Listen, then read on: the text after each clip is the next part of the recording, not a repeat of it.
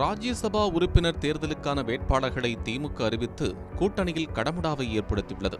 எதிர்பார்த்தபடி கமலுக்கு சீட்டு கொடுத்து சிட்டிங் எம்பியும் மதிமுக தலைவருமான வைகோவுக்கு வேட்டு வைத்துவிட்டது. தங்களுக்கு கிடைக்கும் என ஆவலுடன் எதிர்பார்த்து காத்திருந்த காங்கிரசுக்கும் அறிவாலயம் நோ சொன்னதால் கதர் சட்டை வட்டாரம் கடுகெடுத்து கூட்டணி ரூட்டை மாற்றலாமா என்ற யோசனையில் இருப்பதுதான் ராஜ்யசபா ரகளை.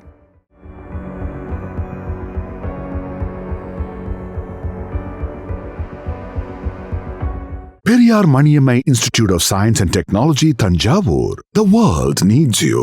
JK Holidays மற்றும் காசி அயோத்தியா சேவா ஃபவுண்டேஷன் இணைந்து வழங்கும் திரு சுவாமி கண்ணன் பட்டாச்சாரியா அவர்களின் தலைமையில் காசி, அயோத்தியா, கயா யாத்திரை மற்றும் கைலாயம், ஆதி கைலாயம், சார்தாம் யாத்திரை மற்றும் பல ஆன்மீக யாத்திரைகளுக்கு உடனே புக் பண்ணுங்க.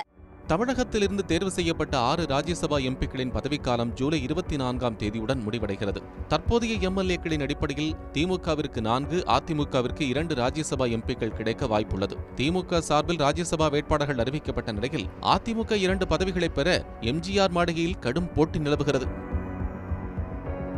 இதுகுறித்து அரசியல் விமர்சகர் ஒருவரிடம் பேசினோம். திமுகவில் தற்போது வில்சனுக்கு மட்டுமே மீண்டும் வாய்ப்பு கொடுக்கப்பட்டுள்ளது. கருணாநிதிக்கு மெரினாவில் நினைவிடம் அமைக்க இடம்பெற்று தந்த வழக்கு, ஆளுநருக்கு எதிரான வழக்கு என பல வழக்குகளில் திமுகவிற்கு வில்சன் வெற்றி தேடித் தந்தார். இதன் காரணமாக வில்சனுக்கு மீண்டும் ராஜ்யசபா எம்பி லக் அடித்திருக்கிறது என்கின்றனர். கூட்டணியில் உள்ள மதிமுக தலைவர் வைகோவுக்கு மீண்டும் திமுக வாய்ப்பு வழங்கவில்லை. வைகோவுக்கு மீண்டும் ராஜ்யசபா பதவி வழங்க வேண்டும் என ஸ்டாலினிடம் மதிமுக சார்பில் தொடர்ந்து அழுத்தம் கொடுக்கப்பட்டதாம். ஆனால் அறிவாலயத்திலிருந்து எந்த வாக்குறுதியும் மதிமுகவிற்கு கொடுக்கப்படவில்லையாம்.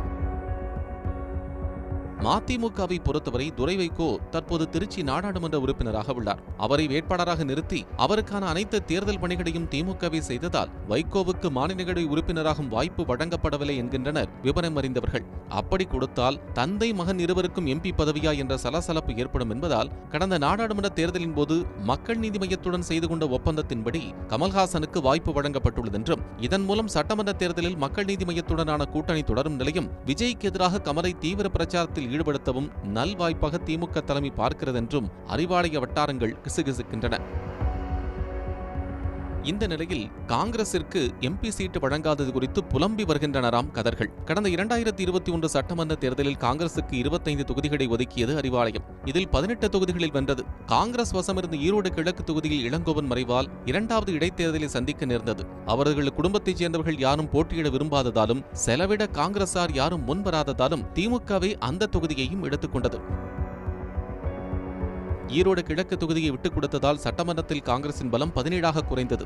இதனால் செல்வ பெருந்தகைக்கு காங்கிரசில் பெரும் நெருக்கடி ஏற்பட்டது. ராஜ்யசபா சீட்டு தருவதாக திமுக உறுதியளித்திருப்பதாக சொல்லி கதர் சட்டை நிர்வாகிகளை அப்போதைக்கு செல்வ பெருந்தகை சமாதானப்படுத்தியதாக சத்தியமூர்த்தி பவன் வட்டாரங்கள் தெரிவிக்கின்றன.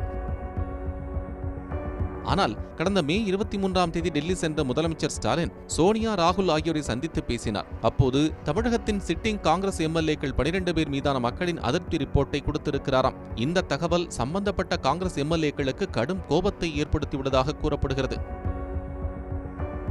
இந்த நிலையில் ஏற்கனவே ஆட்சியில் பங்கு, அதிக சீட்டுகள் என்று அவ்வப்போது கூட்டணி உரிமையில் கோஷம் போட்டு வரும் காங்கிரஸ் நிர்வாகிகளை ராஜ்யசபா சீட் இல்லை என்றதும் கொம்பு சீவி விடும் வேலையை சில தலைவர்கள் கையில் எடுத்துள்ளனர் என்கின்றனர் விவரம் அறிந்தவர்கள். புதிய கட்சி தொடங்கி ஆளும் திமுகவுக்கு குடைச்சல் கொடுத்து வரும் விஜயின் தாவேகாவுடன் கூட்டணிக்கான ரூட்டுக்கு கிடைத்திருக்கும் சிக்னலாக பார்க்கப்படுகிறது. அந்த வகையில் சில எம்எல்ஏக்கள் ஆதவ் அர்ஜுனாவுடன் ரகசிய சந்திப்பில் ஈடுபட்டு வருவதாகவும் தெரிகிறது. தோமுச பேரவைத் தலைவர் சண்முகம், எம் அப்துல்லா ஆகியோருக்கு மீண்டும் வாய்ப்பு வழங்கப்படவில்லை. வயது மூப்பு காரணமாக சண்முகத்திற்கு சீட்டு மறுக்கப்பட்டுள்ளதாக கூறப்படுகிறது. இது தோமுச தொழிற்சங்க நிர்வாகிகளுக்கு கவலையை ஏற்படுத்தி இருக்கிறதாம். சட்டமன்ற தேர்தலில் தோமுச நிர்வாகிகள் 10 பேருக்கு சீட் கொடுக்கப்படும் என அறிவாலயம் உறுதியளிக்கப்பட்டிருப்பதால் தற்போது சமாதானம் அடைந்திருக்கிறார்கள் என்று கூறப்படுகிறது.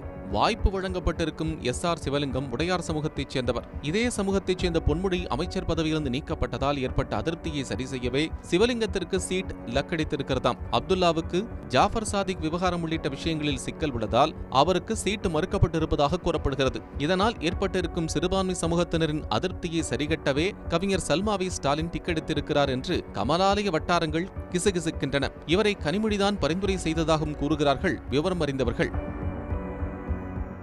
Periyar Maniammai Institute of Science and Technology, Thanjavur. The world needs you. JK holidays மற்றும் காசி அயோத்தியா சேவா ஃபவுண்டேஷன் இணைந்து வழங்கும் திரு சுவாமி கண்ணன் பட்டாச்சாரியா அவர்களின் தலைமையில் காசி, அயோத்தியா, கயா யாத்திரை மற்றும் கைலாயம், ஆதி கைலாயம், சார்தாம் யாத்திரை மற்றும் பல ஆன்மீக யாத்திரைகளுக்கு உடனே புக் பண்ணுங்க.